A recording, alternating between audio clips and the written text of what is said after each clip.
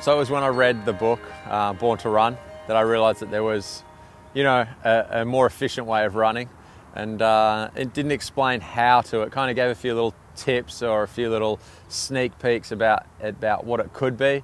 And but basically it took, you know, a year to start developing, you know, and learning just through trial and error, chatting along on my long runs with one of my good mates, and we would just chat for hours about running. And that was how we developed our own sense of what good technique is, and how we could improve the way that we ran. The key points that we realised were that posture is most important. You know, if you drop your hips back, you slow down a lot. So you've got to stand tall, run proud with your chest up, and feel as if you are very light on your feet, that something's pulling you up into the air. So posture's first thing.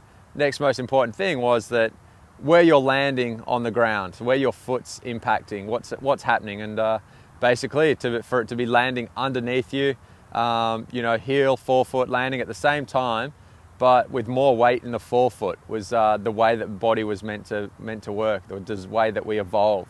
So, lastly, cadence was the most important thing, and cadence was defined by your arm carry. And if your arms move slowly or hung low and move slow, you know, your cadence was going to be slow also. So we realized that cadence was driven by the arms, and just having really good arm carry and a short little choppy motion with the arms kept the cadence up high. And if you're just running at sort of marathon pace, you know, you want to keep them really close and relaxed, and keep the cadence up high. Specifics that got me to work on those 3 points: pretty much every single stride I'm thinking about that I'm relaxing those muscles that don't need to be tensed. So I can feel everything jiggling. I can feel my lats, my biceps, my forearms. I can feel the muscles jiggling that don't need to be working. The only muscle that's working is the core. So that was the main thing that I worked on, is relaxing everything else while just having the core switched on. That way the foot can land naturally and relaxed.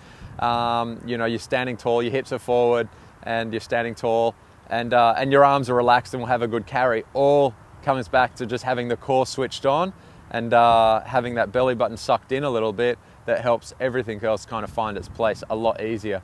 So, and then just thinking about kind of a systems check constantly while I ran every single stride.